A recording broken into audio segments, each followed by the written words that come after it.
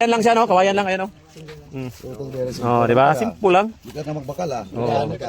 Tapos 6 by 12 ang plastic joker. Oh, tapos may lastiko siya, oh. Plastic. Gidoble lang niya. So, tapos i-stack mo sa ilalim. Tapos gagawin mo to sa gabi. Huwag sa umaga, huwag sa araw kasi may trabaho ka na. Kalataw TV ah. Kilantaw ka TV, karon cellphone naman lang. Vlog ni JM. Oh, gatanaw ka sa Kakao Tutorial GM, gakuan ka. Oh, gahimo ka na. Napakasimple lang, oh. Oh. Okay, so lagyan mo lang, no? Plastic 6 by 12. Tapos rubber. Tupiin lang ang rubber o ang ano, plastic. Plastiko. Kung malipong ka nisto nga, pwede mo ni mama. Oy.